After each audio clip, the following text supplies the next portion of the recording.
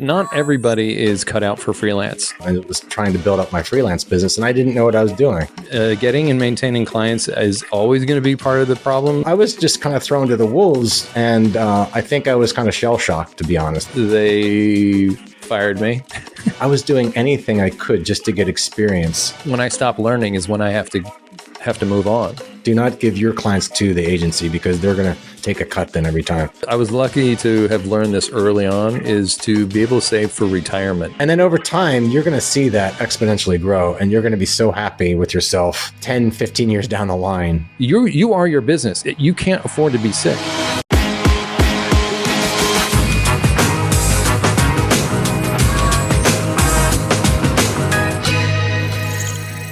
Welcome, everyone, to another edition of Beyond the Process, where we explore the art of storytelling. I am Lance Laspina, and as always, I'm joined by my intrepid co-host, Mr. Shane Patrick White. On today's show, we're going to tackle the topic of starting and maintaining your freelance career. Now, we realize that people are in different situations. For example, there might be recent college graduates looking to get their first job, or there may be those working professionals who are looking to make a career pivot. So Shane and I are going to combine our 60 plus years of experience to frame this topic. And I think it's also important to point out first, before we start, that neither Shane or I have children. We're both married, but do not have children, so we don't have that added responsibility. So please understand that our advice is coming from that frame, and we'll do our best to address every situation as it comes up. So I'm going to get things kicked off by asking Shane, when did you first start your freelance career? Well, there's when I first started selling artwork, which was back in grade school, when I used to draw people's names and sell it for like ice cream money. So in grade school, I was just fat with cash all the time until everyone's name was written out, and then I was poor again, which is usually the cycle of freelance careers. But legitimately, when I was in art school, I would hang out and talk to teachers after class, and because I was showing my interest, about the process of printing or working with clients, they started giving me jobs. And so I would get jobs doing stuff for the American Cancer Society, illustrating manuals. I got a freelance gig working on a Tom Petty video, Running Down a Dream at Anavision Studios. And so that sort of introduction to that kind of extra work felt really good to me. And so I wanted to sort of maintain that after school. And I think the thing is like when you graduate, you want to get placed in a staff position. And back in the early 90s, that was kind of like a big deal. Like people were going to New York City trying to get into, BBDO, which was like a really big design agency and ad agency. And they may not always get to do that. Not all of us got hired. I was lucky enough to get hired at a t-shirt company out in Wabash, Indiana. And the only reason why I took it was because it was mostly an illustration job and you got to work on licensing stuff. So I didn't have to really get into freelance. I did have friends who ended up doing freelance because they had to scrounge. And that's kind of the situation. You will say yes to almost anything just to get paid because you've got to deal with rent, food, car loans, and eventually school loans. But what about you? When did you start?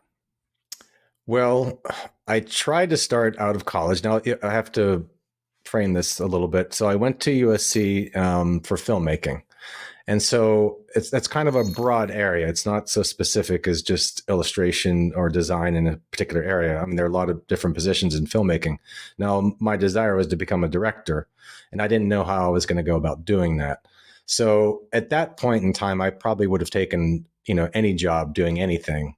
But at the time, I actually finished my degree in Pennsylvania. I only had some GE credits left to do. So I was in Pennsylvania at the time, which of course is a little bit harder than having been in Los Angeles.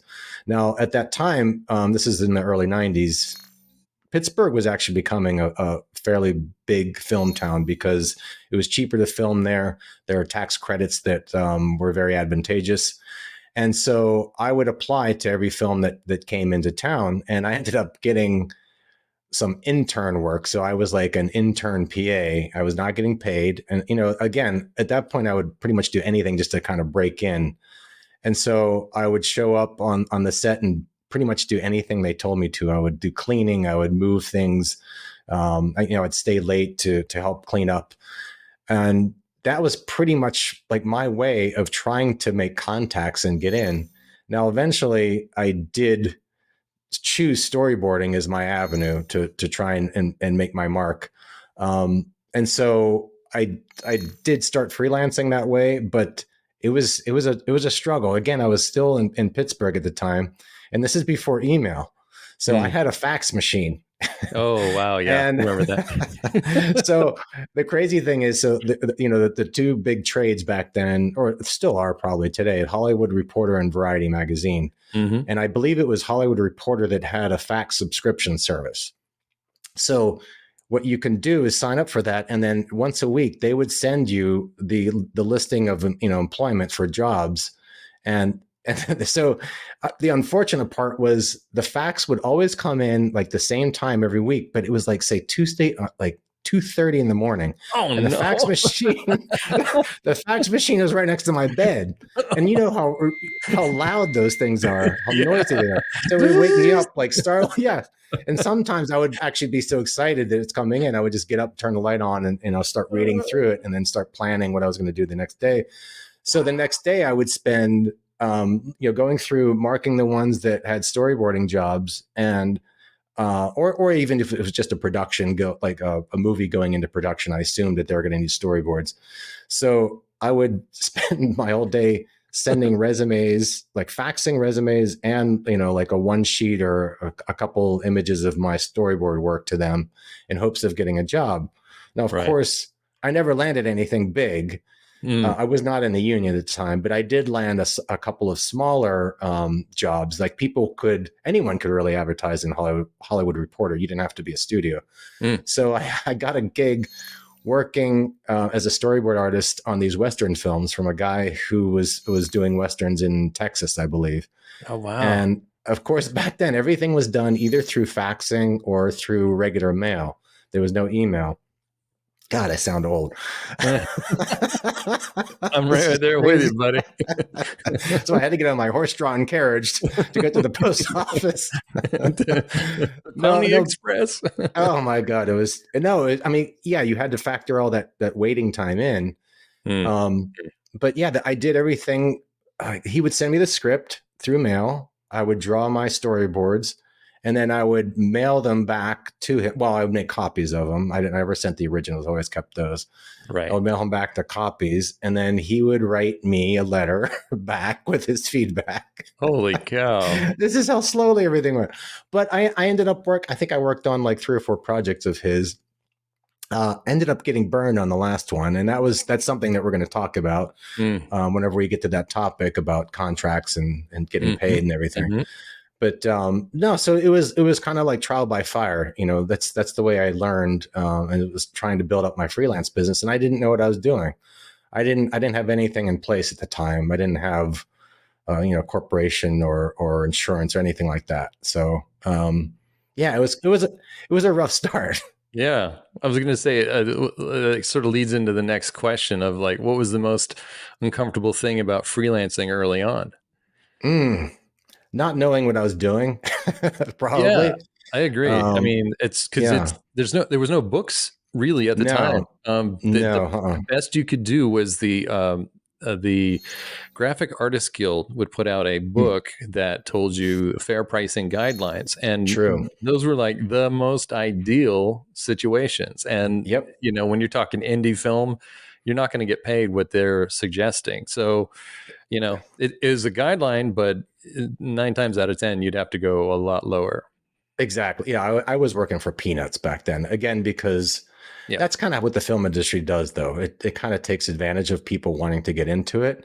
And so people they want to do film so badly that they're willing to almost, sell their mother's eye teeth. Yeah, absolutely. Yeah. And that's how it was with me. I wanted to do anything I could just to break in and get experience and also to build up my portfolio. It was hard at the time because I didn't have that much to show. I Mm. had done some stuff in school, but not enough to really form a rounded portfolio.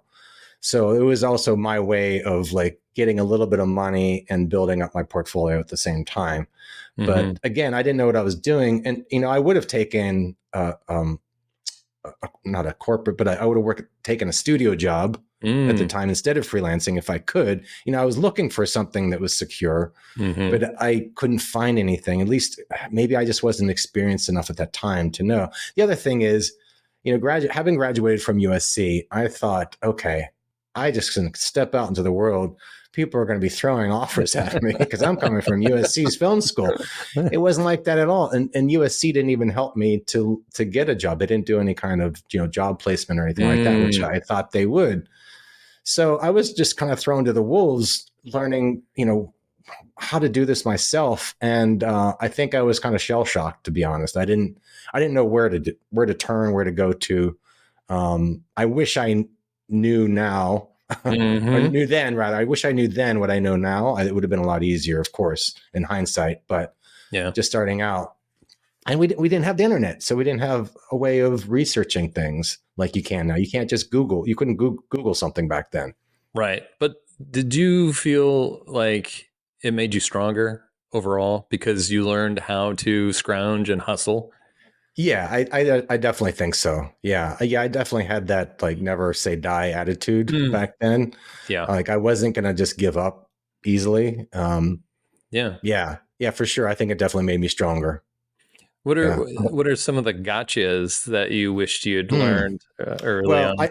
I think I mentioned one about not having people sign contracts and just kind of trusting Mm. people on a handshake. Yeah. And for the most part, I actually got away with it. I was pretty fortunate, I think, compared to others. There were just a couple of instances where I didn't get paid, like the last check.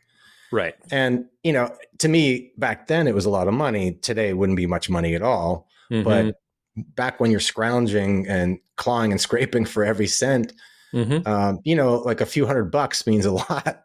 Yeah. So I was really, really upset about the fact that this person was going to take advantage of me like that, but there's nothing I could do about it. It was, they were a couple thousand miles away. I didn't have money to hire a lawyer. It wasn't worth my time. I mean, we're only talking about a few $100 anyway. So Right. yeah, so that's a gotcha. I don't know. What do you think? What are I some of mean, your gotchas? well, it's interesting because like once I finished working for that t-shirt company, I was there maybe 2 years, and the whole time I was always trying to get comic book work. Mm. So I was sort of freelancing for a very small comic company that I started freelancing for in art school, and they had I was doing like a series of books, and they didn't pay much at all, like $150 for a full book of just pencils. So it was like it was anything I could do to get into the comic book industry. But I was, you know, I was soon out of work at the t-shirt place, and I went to work at a design firm in Connecticut. But then what happened was, because of everyone working in a real studio with other artists, people started contacting me. They were like, "Hey, can you do some more freelance, some more t-shirt designs?" And so I was like, "Sure." And then I set the price, and they were like, "Whoa, that's pretty expensive." It was like I was charging like $375 for uh, pencils, inks, and colors, color call outs for t-shirts, and they were like, "Oh, that's super expensive." I'm like, "It's not, because you end up making money per piece. I don't get a Exactly. royalty here, so Exactly. I have to charge that extra." And so I would, after work every day, I would do t-shirt designs. And I think that's the important thing, is like being able to have networked and stay in contact with people from school, from your first job, and from every job after that. But the gotchas, the one gotcha that really got me was I had a IP that I developed at this t-shirt company, and I basically took it back. It's They never released it as a shirt, and so they did some test prints. But I took the IP and I found this guy contacted me. I'm not even sure how it happened. It might have been through a friend of a friend from that company. And he said, "Hey, do you have any IPs or anything that we could put on t-shirts?" And I said, "Oh yeah, of course, I've got these." And so he was kind of like rushing me through this. He was trying to rush me through, "Hey, we have this launch. We're going to be at one of the trade shows in Las Vegas, or it might have been Florida." And so I was like, "Okay, sure," and I cranked it out, and he sent me samples, but then he never paid me. And so I never God, heard from him again. And I was like, "Son of a bitch." terrible, It was terrible. awful. And then I thought I lost my IP. I was just sweating bullets. And I'm like, you know what? Good luck. I'm gonna keep it. I'm gonna revive it at some point, and I have. But yeah, it was a long time ago. But those are the first things. I didn't sign a contract, Yeah. or I signed the contract after I sent the work in, Mm. and so he didn't send me a signed contract back. Sure. Exactly. That's the Yeah. thing. It's like when you get a contract and they don't sign it first, Mm-hmm. they can change anything after. Exactly. Exactly. Yep. Yeah. You always have to make sure you wait until they sign it and send it back, and then you have a chance to proof it before you start. Yeah, That's a yeah. good example. So did you always have a clear idea of exactly what you wanted to do in life, like with your work? Well, it was always about comics. I was just silly with it. It was just everything I did was to focus my skill set towards that. I, I felt like I was living two lives. There's a parallel. I started in t-shirts, which helped me with illustration, and then I got a job doing design and like packaging. And I tried that because I just needed to get out of Indiana. It was a horrible place. I Mm. don't mean to say that. I mean, my wife's from Indiana. Absolutely love her. And there are parts of Indiana I really like. Anyways, I digress. But but but I went and tried this design firm, and they hired me because I had t-shirt background, and so I could do stuff for like different different companies. I was doing point of purchase displays, so I'd build cardboard displays for products, and then I would Mm-hmm. do t-shirt separations and that sort of thing. So I was like an added value, but I realized I didn't like working in a design firm. So from Mm-hmm. there, I went into sculpting, sculpting. So every career dovetailed into the next career, and that's the thing Okay. about freelance is I wasn't focused on trying to get freelance. I was just trying to get money because I was trying to pay Mm. off my school loans as fast as I could. That Sure. that was really Sure. important to me, and I did it in Mhm. 8 years. Um, Wow. Good yeah, I for you. mean, but I was working two jobs. I was freelancing, and I was doing my real job. My day job. So Mm-hmm. the thing about the screen printing industry is that another person contacted me later on, and when I was living in Pennsylvania, when I eventually met you, I started doing licensing work for Mighty Morphin Power Rangers, and I was doing stuff for kids products, backpacks and school stuff. And so I was making a pretty good living. Like I was making as much freelancing as I was at my job, and I was working Mm-hmm. less hours, though I was working a lot. Sure. But but it was great. It was like it was accelerating a lot of what a lot of experience for me, and it was Sure. accelerating my economic growth. And I got to work on some cool licenses. I was working on a lot of Disney stuff too. I was working on like Hercules and Tarzan and Hmm. the animated stuff and Pocahontas, and so it was just a lot of fun. So I didn't want to give that up, and I was still trying to do comics, Yep. and not succeeding, exactly. Yeah. So, Yeah. what That's about always you? well. Like I mentioned, I wanted to be a director, and I kind of quickly realized that my avenue to get to that position was through storyboards, and then eventually storyboards became my career, as something I fell in love with doing because similar to you, my first intuition as a child was to want to be a comic book artist because I grew up on comics. Hmm. And so then I married my love of comics and film and became a storyboard artist.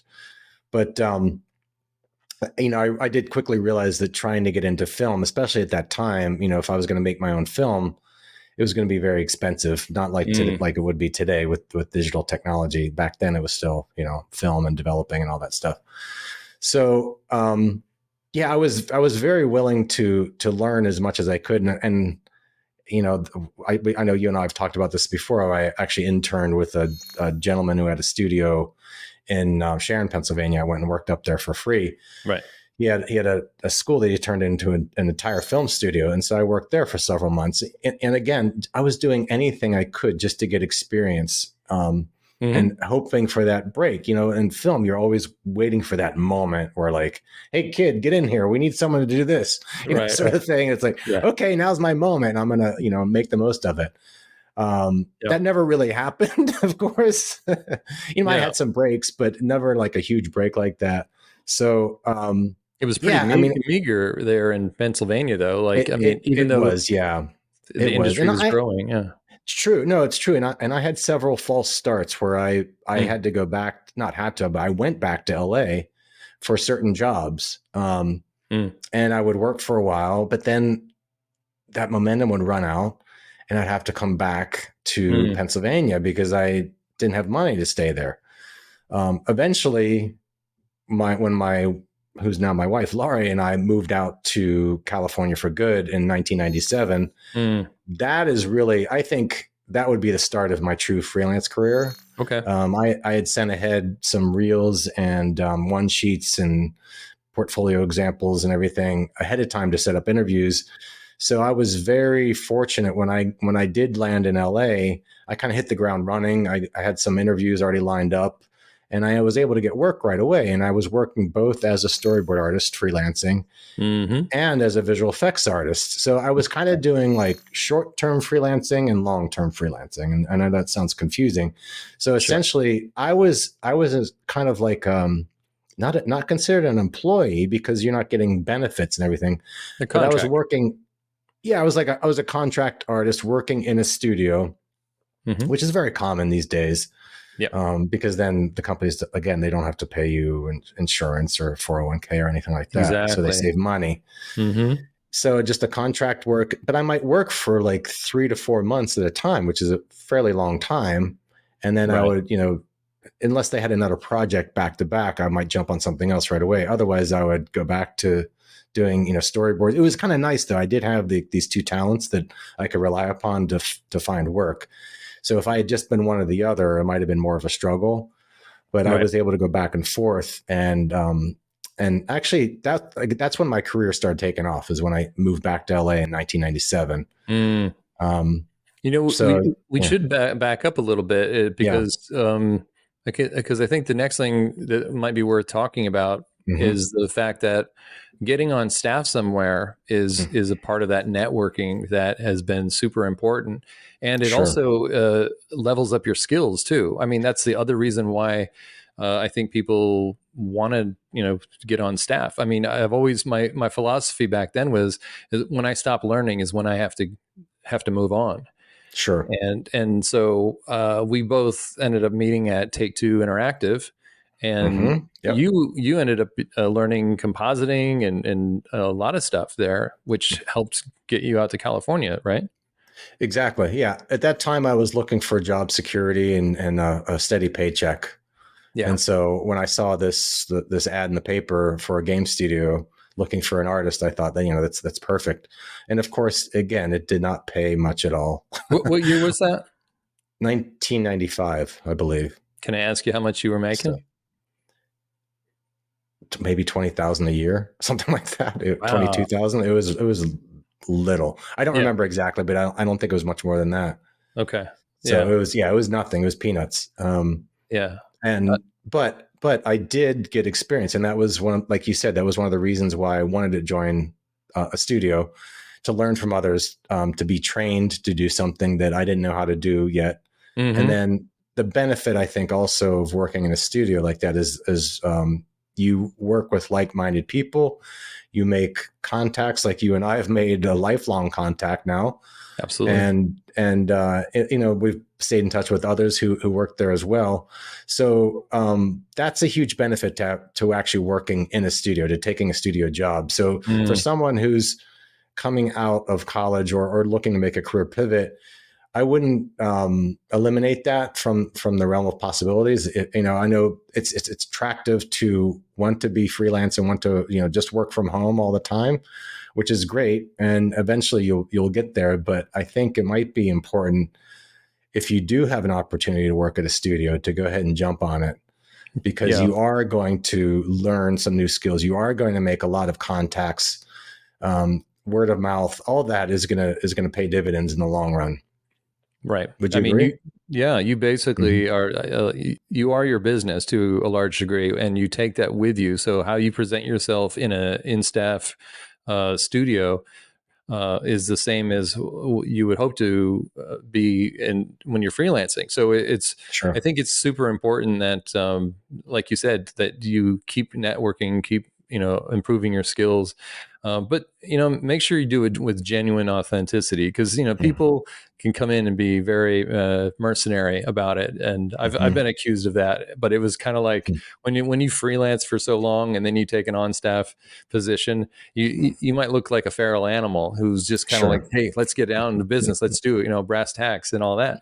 But you have to still be personable. You still have to have a certain amount of, be able to listen and to integrate and to be a team player, which is, to be honest, I think that's why freelance for me has always been a good choice, because I think differently, and I have a hard time with certain teams and certain personalities. And I think that's one of the drawbacks of working in-house, is because you have to be really adaptable to a lot of different personalities, and trying to convince them or trying to communicate with them is going to be a huge challenge. And it just depends on what you really want. Do you want the headache of that, or do you have the skill set? I mean, it's a good skill set to have. Not everyone has it, just like not everyone has the skills to be a freelancer.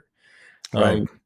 Like, what was your biggest drawback working in house? What whether it was at Take-Two or the contract positions you had? I would say, well, office politics for one is a drawback. Dealing with people who aren't easy to deal with and who you're kind of butting heads with. Do you have an example? Like, I think an example would be really interesting to hear. I don't know if I want to go there. I think it's what makes it juicy. I mean, okay. It doesn't have to be specific to any one person. You don't have to call them out by name. That's true. Yeah. Unless it's me. Did I mess you up? No. It's definitely not you. No. Okay. No. Well, I think it kind of goes in the same vein, is that I felt like my skills and what I had to offer was not fully being utilized. That's really common. Yeah. That's really common. I think it was rampant at Take-Two Interactive, unfortunately. That we had so many talented people there, and they weren't being used to the best of their abilities. And that's ultimately why I left. Okay. I was trying to jumpstart my directing career, and I felt like it was perfect timing for me to direct some of the sequences and the video games that we were working on. And I was given fortunately, I was given the opportunity to direct the opening sequence, but not the main body of the video game. And that kind of hurt. And Black Dahlia. I took it personally, and that was one of the main reasons I left. I thought I have to get back to Los Angeles. I kind of felt like I was stalling there, even though I hadn't been there that long. I just felt like, okay, I'm only going to go so far. If I really want to do what I set out to do as a career goal, then I realized I've got to get back to California. Yeah, and so that's when I made the move in 1997. And so then, everything changed after that, pretty much. Yeah. I think you bring up a really good point. It's like when early on in games, because it was very young and very new. I mean, it was always changing. You had the Atari days with the pixels and stuff and the 8-bit characters. But when you started in the 90s, you were doing a lot of different things. You were animating, you were color correcting and compositing or doing any storyboards or designing concept. You'd have many hats, and that's the kind of stuff that just really creatively it feels so good, because it's just like you're not going to get bored or stuck or slotted into doing one thing. Sure, exactly. as time has gone on, things have become very, very specialized. Now people are being hired as a weapons concept artist. So all you'll do is weapons. That's your entire career, day in and day out for years, weapons. And we are not one thing. And I think that's the sad part of it. And it's like, sure, it may take you more time if you bifurcate and do different things, but that's huge. There's always somebody who wants to be a leader, who may not be qualified to be a leader, and they'll do anything they can to push other people down. And that's terrible. Exactly. Yep. And at some point, you just have to just walk away, especially if you can't deal with it. Sure. And, companies will do things where they will, if they don't want you, they won't fire you. That's kind of a new thing. Back in the day, they used to fire people. Now they sort of sideline you. They give you menial jobs, so menial that you'll be frustrated and hopefully quit, so they don't have to pay you severance or anything. So that's a kind of a new tactic that, as freelancers, we don't necessarily have to do it. It's a transactional relationship. Yeah, I need something, I give you something, I get paid, you get your thing, everyone's happy. Yeah. We don't want to paint with a broad brush and say that working for a studio is bad, because we did suggest that it might be a good idea to work for a studio for at least for a while. Sure. And it's not like you're going to do it forever. I think it's good if you haven't done it, if you're a student coming out of college and you haven't worked in a professional setting before, I think it might be important to do that, because you do learn to have to work with others. And that's going to dovetail into your freelance career, because just because you're freelancing doesn't mean you can stop working with other people well. Oh, yeah. That's part of building a successful freelance business, is actually being easy to work with, doing the job, delivering for your client on time. All those things are what are the most important building blocks whenever you're trying to start off as a freelancer and build your career. So again, there are positive aspects and negative aspects of anything. So we're just trying to point out the positive things of working for a studio, and as well as the negative things, and then let you decide what you want to do. Yeah, it's just something you just need to pay attention to, because it happens around you, and being able to have that foresight to say, when is it time to get off the merry-go-round? When is it time to, hey, I need to ramp my freelance thing back up, because I don't think this studio is going to be around for long, or the writing is on the wall. They might be closing or down, or they might be stopping this project. So that's a really, I don't know, it's served me really well, to be honest, is just being able to, I hate to say it, but I've left several companies months before they've closed, and they'd closed or they changed right after. And it's just like, I don't think I have some insight or premonition or sixth sense, but I was pretty darn lucky in that regard. But I was ready too. I was ready to jump back into freelance, and the clients just happened to be there. So let's give advice to people who are looking to start freelance right now, the steps that you would take. Let's say you're getting out of college, or you're making a career pivot. What do you think should be some of the first things that you would do, knowing what you know now? Oh boy.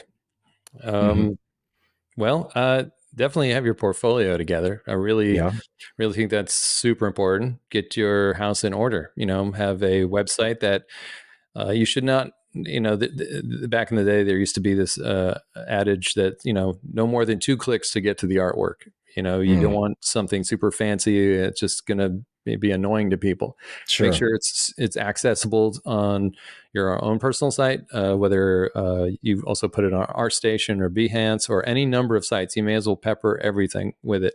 That way it's accessible from every angle. It's like setting up, storefronts everywhere. It's online real estate is what I'd like to say. Oh yeah. It's online real estate, and trying to get the most real estate possible with your artwork and just your presence in general. You're almost building like a personal brand, or trying to build that by putting stuff everywhere. And that would include social media as well. Even for those who don't like it, unfortunately, it's a necessary evil. Yes. Just getting your stuff seen everywhere, because a lot of people are getting jobs just from social media directly. And you made a good point about, making your website too busy and trying to find the artwork, because when people are looking to hire you, the first thing they want to look at is your artwork. They don't care about a large preamble of, where you came from or anything like that. And Mm-hmm. that, I don't know, you like to arrange flowers or whatever it is. Like, they're not interested in that. They Yeah. want to see your artwork. And so that's why people are getting hired directly from social media, because there's none of that. There's just the artwork itself.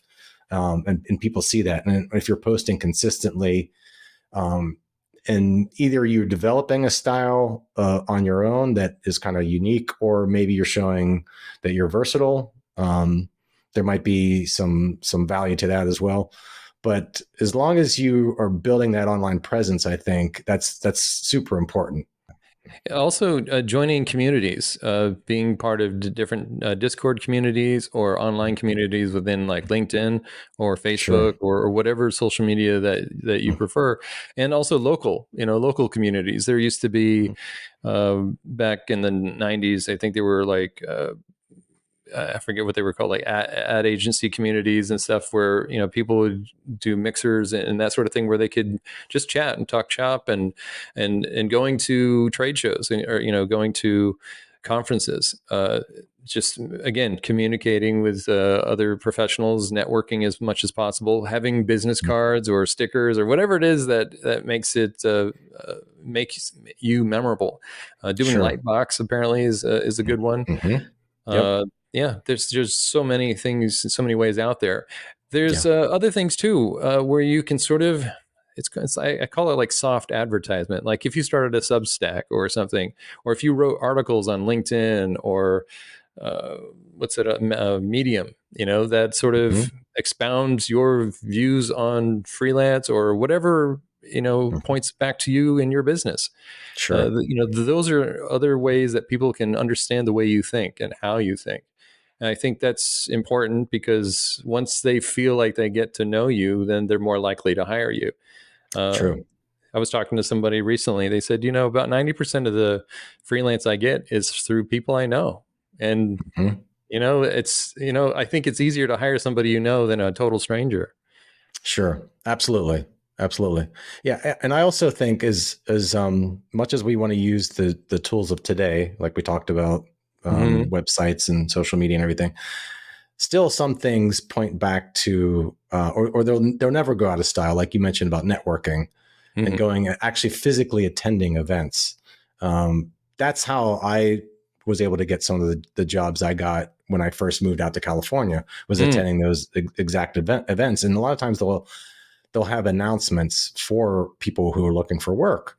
Someone will Right. come up and say, I need a visual effects compositor or whatever. And then you go talk to him after he comes off the stage or off the mic, and you give him your card. And that's the way things work. Yeah.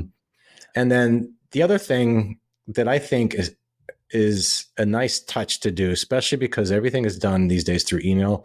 A lot of Mm. people are receiving emails or direct messages or whatever. If you actually send something through real mail, snail mail, Mm. it could be as simple as a postcard.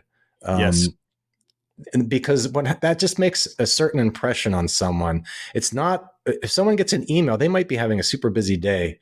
Your email gets buried and it never comes back to the surface.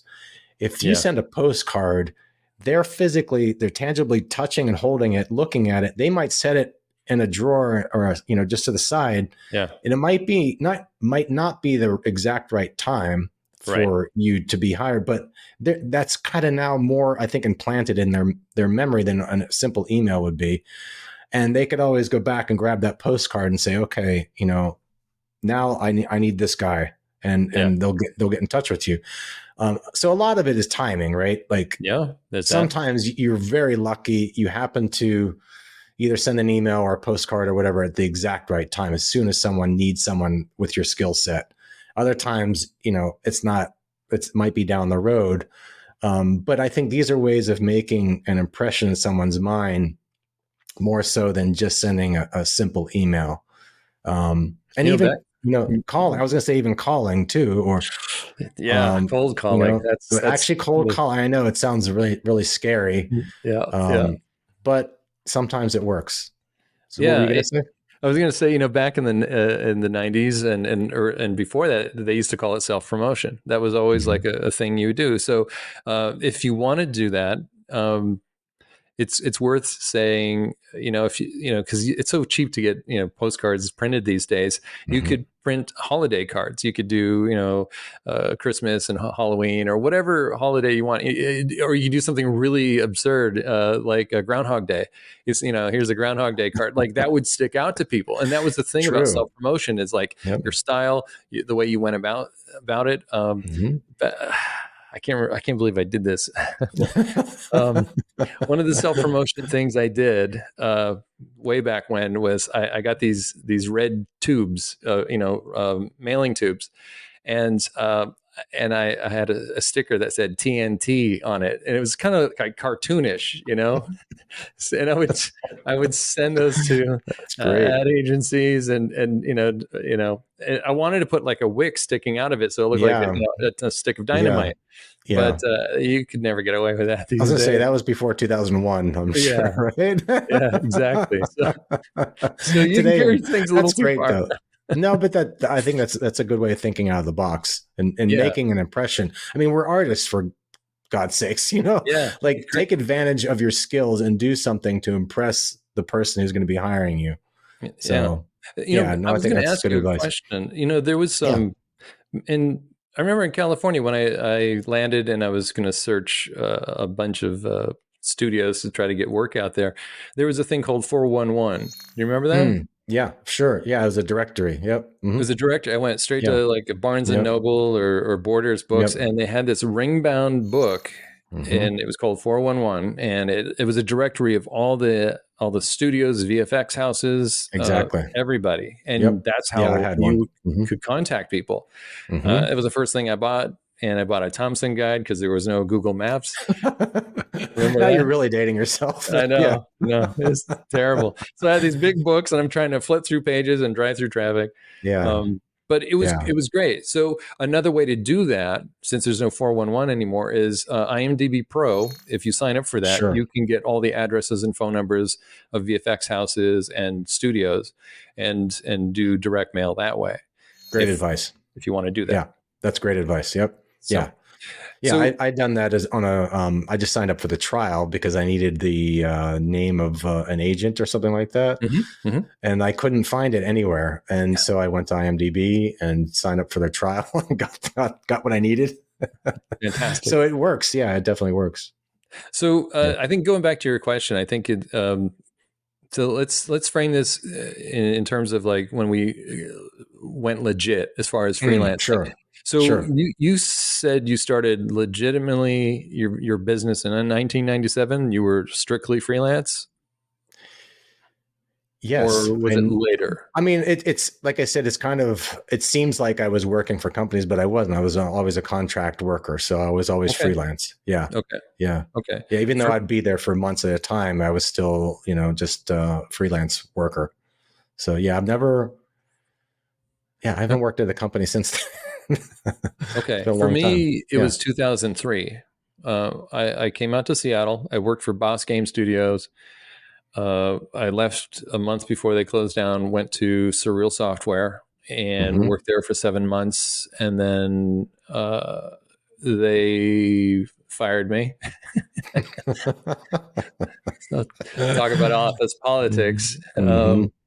Yeah, we'll get into that someday. So then, I was out of a job, and we were about to buy a house, and I got fired. Gosh. But then they hired me back like the next day. They said, "Hey, will you freelance for us?"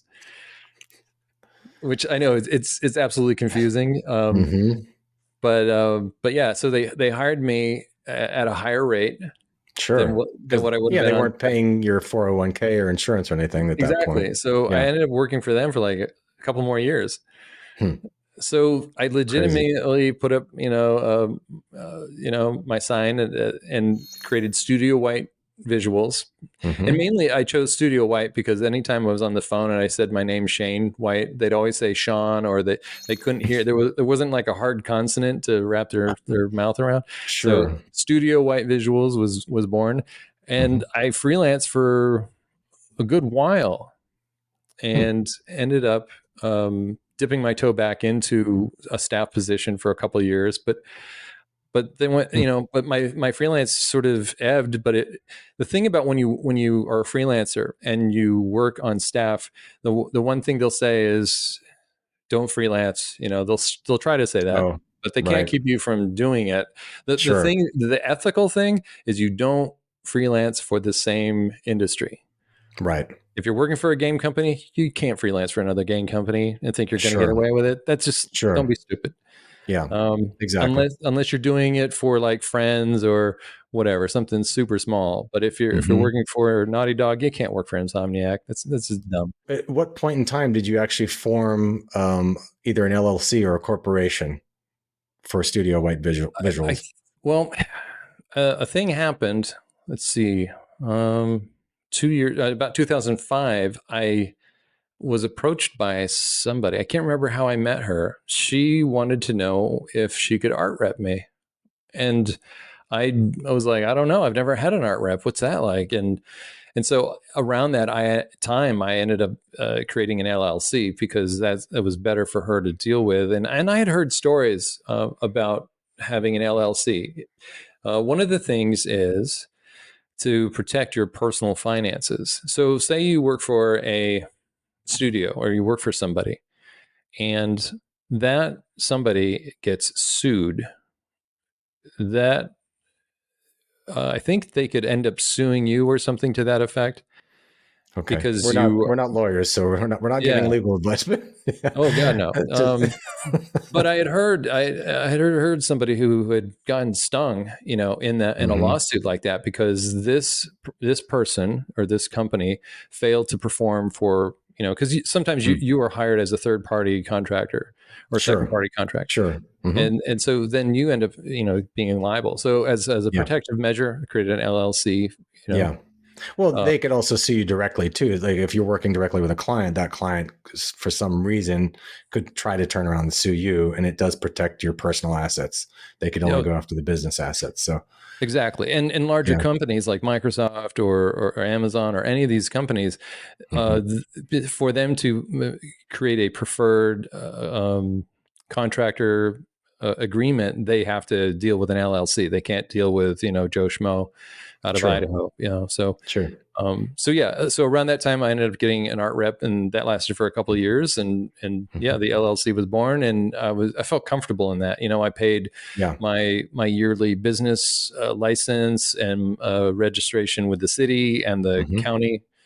And it didn't make taxes any more difficult. Not really, because it was kind of like LLC is still one of those things where you can still file for taxes, with your wife as a joint filing. But now you take write-offs. You have write-offs. So if you have art supplies, if you have software, if you have computers, office furniture, improvements on your home, you have to designate a specific area of your home that is your office, and then that becomes something you can write off over time or yearly.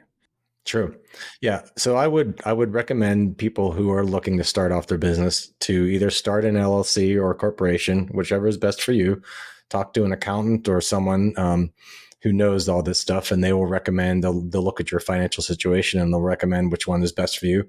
And of course, you're going to have to also open up a business bank account. And I'm not going to recommend what business bank you go to. We're not sponsored by anyone. So that's some research you have to do on your own. But you want to keep your business and your personal finances separate. I would highly recommend doing that. And then you'll be set up and ready to go. Shane, you mentioned about an art rep, and that's another thing I wanted to talk about, because I always get that question, how do you start off as a storyboard artist? Like, how do you get jobs if you're just starting off as a storyboard artist? So I'm framing it around storyboards, of course, but this can apply to anyone starting off in an illustration career in general. I always recommend to approach a representative, an agency who does this for a living.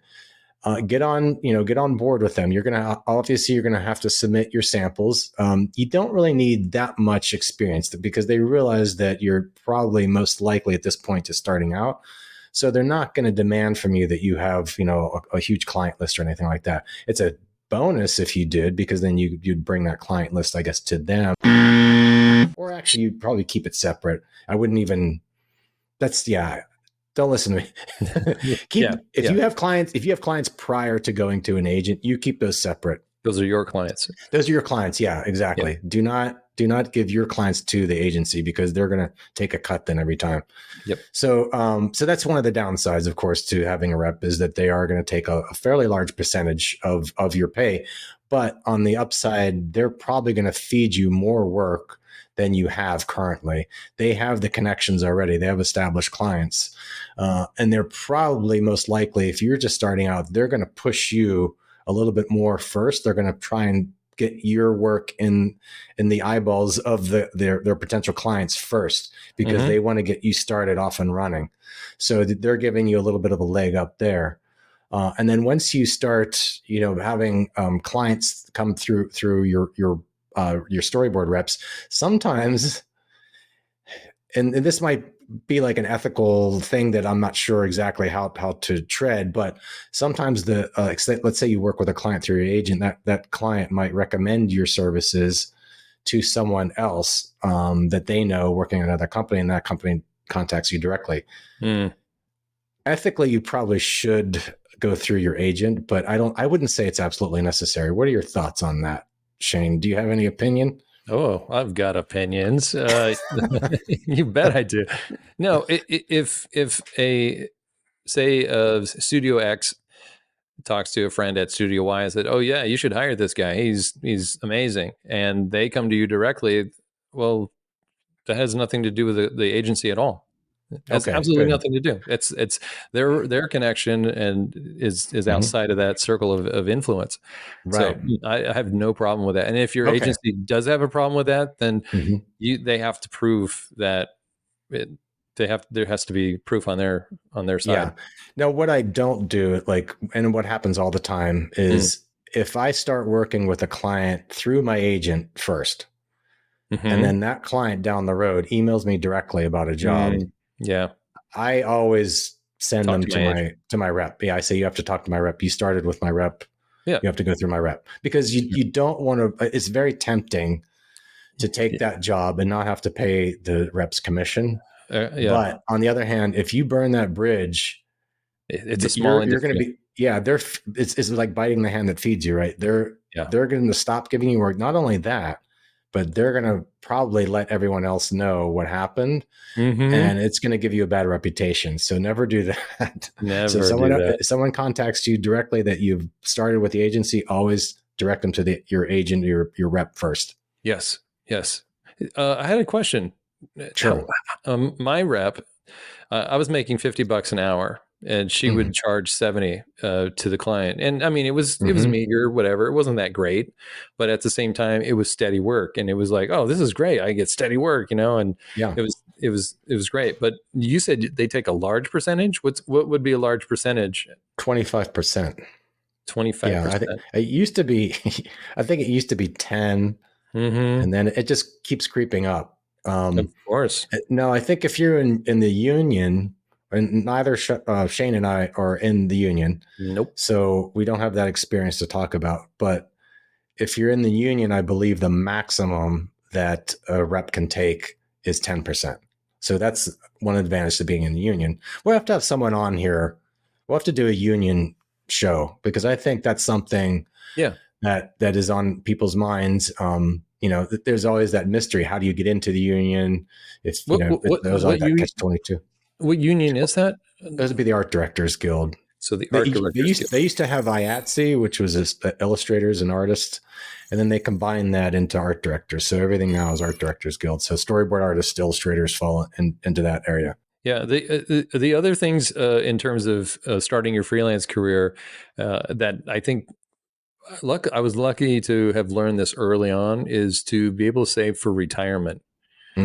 A lot of the people wait way too long. I started when I was 25. Wow. Yeah, I that's was amazing. socking money away. I mean, if there was a 401k at an on-staff position, I would maximize it every Hmm. time.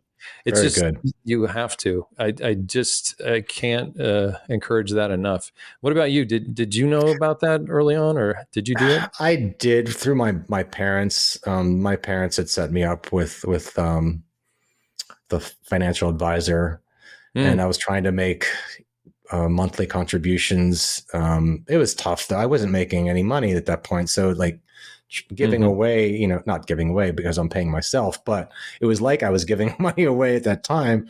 Yeah, Say $100 a month, $50, whatever it was. It was a lot of money for me at the time. So, yeah, and when you're young and you're struggling and all you're concentrating on is trying to get that next gig, retirement seems like it's light years away. It just seems like it's so far down the road, but yeah, don't listen to me. Listen to Shane. Do what Shane did. That's no, it's true. It's true. You should absolutely be thinking of that as soon as you start. Start putting money. Do the compound interest thing. Set up an account where it's automatically withdrawn from your bank account. You don't even well, you'll see it, but it's not like you don't get a notice or anything. It just happens, and every month it's going into like whatever it is. A Roth IRA, which is sure. usually what most people recommend. And then over time, you're going to see that exponentially grow, and you're going to be so happy with yourself. You know, 10, 15 years down the line, whenever Yeah, you see how much your Roth has grown. So yeah. yeah, that's great advice. Thinking of the future is really hard when you're young. It's one of those things. It's like I tried to listen to people older and more experienced than I was, and I took it to heart. Uh, what about insurance? Oh, I wanted, insurance, I like mean, that's health a huge, insurance, any is insurance. I it? mean, that's a huge thing. When Yeah, you're a freelancer, you are your business. You can't afford to be sick. sure, You can't true. afford to have an accident. True Like story. injure your hand or something like that. Yeah, Yeah. yeah. So, Hmm. true story. I when I got my freelance agent, um, I went out drinking the night before I was supposed to start a job, and I I had too much. And so Hmm. my first day working for this art rep, I was throwing up and drawing the whole day. It was awful. It was Oh the my worst thing I God. had ever done. And I thought, I almost sacrificed my gig, my career Hmm. right there. I almost screwed it up. The first time I had an agent, the first gig I got from her, I almost screwed up. So I'm Yeah. sorry, Sherry. Um, she doesn't know that happened, but the whole day I was like, I'm drawing. I had my head I had my hand on the desk drawing and my head down, throwing up in a watercolor bucket. It was Oh my terrible. God. It was awful. Oh, what a visual. Yeah, sorry. You should have to do a sketch for us of that. No, you don't. So yeah, insurance, I've been very fortunate because my wife works for healthcare, or she Mm, works in the healthcare industry. So I've always had health insurance. So I've never had to worry about that. I know if you join the union, you also get health insurance and as well as other benefits. mm, So there's that to look for. I know there are a lot of companies that have sprung up lately for freelancers. They specifically exist around providing insurance for freelance artists and that sort of thing. And hmm. small companies or just individuals. And so I couldn't give you a cost. Haven't done any research on that. But of course, now if you have a family, it's going to be a lot more expensive Huge. than if you're just a graduate from college who is not married. Hmm. So there's all these different factors. But yeah, I wouldn't try and go without it though. I would not try and tempt fate and not have some kind of insurance, just something as a backstop in case something would happen. Yeah. It doesn't have to be, you don't have to have super low premiums or anything like that, you know. Um, But yeah, is yeah, that what you would advise as well? it's kind of, yeah. When I there were those periods when I was still just dating my wife at the time. I didn't have coverage with her, so I had there was something like e insurance at one point, and it had high premiums. And I'm like, okay, let's go with a high premium. And I Sure. tend to not get sick. I work out, I take care of myself, I try to eat right, and I try to get Hmm. sleep. And Hmm. and I think that's super huge. Like, Yeah. again, you just can't screw up like that. And had to cut my Yeah. drinking way back. And Yeah. so, No, it's a good but reminder. Is we're not here to like wag our finger at anyone and say mm-mm, like don't eat junk food and make sure you get your exercise. But I think maintaining a healthy balance in life and while you work, it's going to make your work more enjoyable. mm-hmm, You're not going to risk, like you said, missing days because of health issues or anything like that, yeah, because you're not going to get paid on those days. If you yeah, have a job that comes in and you get sick halfway through and you can't finish the job, that doesn't look that's good on you. And plus, then you're not going to get paid as well. that's So huge. yeah, keep good care of yourself. It's good advice. Yeah, Yeah. yeah. So let's wrap this up with the positives and the drawbacks. Say the positives and negatives of freelance business. Okay. So you want to go first? Oh, sure. Yeah. I mean, I think the biggest positives about freelance is that you get to work on a variety of projects, and they're generally quick turnaround. When it comes to storyboarding, especially for commercials or film or video games, it's generally a fairly quick turnaround, and just a wide variety of clients too. Different personalities. Sometimes you end up becoming friends with these people and get invited to be on set, and that's always exciting because you get to see how your storyboards are being used. I've done that a few times, and it's just really fun, really amazing, and it informs you and it gives you better insight of how you can improve your business. I think the biggest drawback is maintaining constant workflow. I have a confession to make. I curse a lot. I got a bad temper. Let's hear it. I've never had to go after clients. Hmm. I've never, as far as I can remember, I don't think I've actually pursued a client. Wow. I've Yeah. always had referrals. People have come to me. Yeah. I've been super lucky. I can't Mhm. stress that enough. That luck has a lot to do with this, and being in the right place at the right time is part of it. Mhm. Being accessible, boosts your luck exponentially. But I can't. That is not a business model.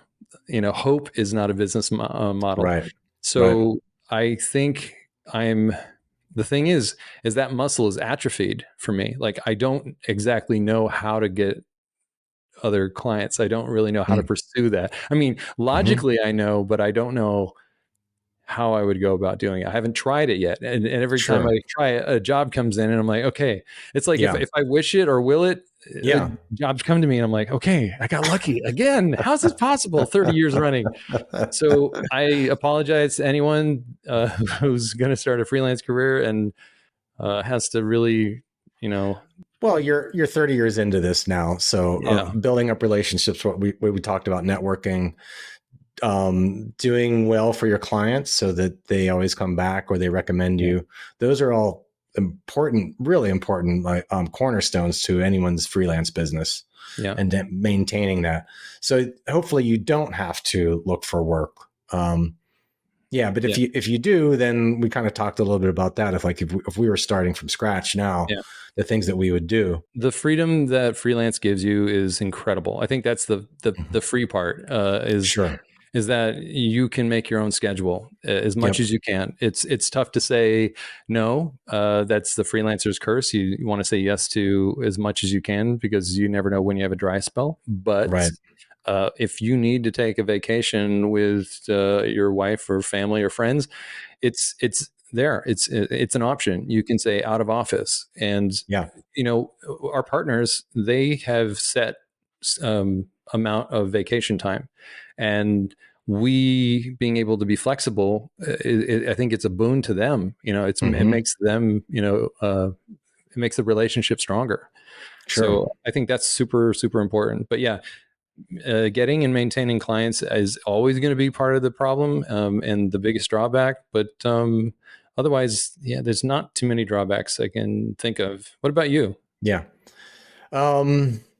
Drawbacks, yeah, just not knowing when the next gig is going to come in. And then today, of course, personally having to deal with AI and just writer strikes, actor strikes, all those unknowns that kind of crop up and really interrupt your career. So yeah, I would just say like it's always the uncertainty, I guess, of not knowing when the next job is going to come in and am I going to make enough this year to support myself, that sort of thing. Yeah. Otherwise, I think there's mostly positives, like you mentioned. The freedom to schedule your life around your life and not around the work. It's usually the opposite. Most people have to schedule their life around work. But to me, it never fails to happen. I might go like 3 weeks without work, and then I have a vacation coming up, right? And I get like 3 to 4 calls right before I leave for vacation that I have to say no to. Right. And it kills me. Yeah. Like, why didn't you call me 3 weeks ago? Yeah. But yeah. I should just start planning vacations I'm not going to take, and then I'll have work coming in. But no, I think there are definitely more positives than negatives to having a freelance career, but you have to be willing to deal with those negatives. And maybe not everyone's in a situation where they can. Right. Again, like we mentioned, our situations might be a little bit different than other people's, like their financial commitments and so forth. So yeah. I mean, there's, I wanted to sort of frame this a little bit is that not everybody is cut out for freelance. And that's a hard realization to come to. True. You might not be fast enough. You might not be able to deliver on spec or, based on the brief that's given to you. And you may not be able to sustain. And you really have to have that hard look in the mirror and say, hey, I don't know if I can do this. I may need to work for somebody. And that is it. Otherwise, you're going to be miserable. I mean, we enjoy freelance and it's fun for us. It may not be fun for everyone. It may be just absolutely too stressful. If I had kids, I don't think I would freelance, to be honest. Yeah, I don't think I would either. I would look for more security for sure. Yes. Yeah. And I would try and do something on the side. If I could, I try and make time to do something on the side in my own projects or whatever. Yeah. Always hustling. That's the thing. You're, as a freelancer, it's kind of like that has to be part of your mentality is you're always hustling. Yes. You're always looking to get the next gig or you're always looking a way to make some kind of income, whether it be passive or directly through clients, that sort of thing. So if you're not built like that, there's no fault at all to getting a corporate job. I mean, we're not here to say like, only freelance is the best thing in the world and corporate jobs suck. No, it's not like that at all. It all depends on someone's situation, their mentality, and their ability to do the work. I have many friends who thrive in studios and corporate situations, and they do well. And I'm a little jealous of that at times because I'm not very good at managing up. I'm good at managing people in my peers and below me, but it's just not a skill set I have, and they may not have the skill set to live with uncertainty. I think economic uncertainty is not just in freelance, though. I think businesses, when you see a lot of layoffs and the ups and downs of the economy, people, are suffering, and they're looking for other ways to make money. So, if you have to work a corporate job, you're going to have to also make time to maybe make some other money somewhere else. It's part of that game. And sure. Yeah. And you just have to keep moving and maintaining, always hustle. Yep. All right. I think that's a good spot to wrap things up. I want to thank everyone for tuning into our YouTube channel today. And please let us know your thoughts on this topic. And if we missed anything that you'd like us to discuss in the future, please leave it in the comments. And if you feel like you got some value out of this, we'd really appreciate you guys subscribing to the channel, giving us a like, all that fun stuff, that YouTubers ask me to do. Yeah. But it does help. It really does help us. We're just starting out. We're trying to build some traction here. So yeah, we really appreciate your help. So thank you again for watching. I am Lance Laspina. And I'm Shane Patrick White. And as always, thanks for watching.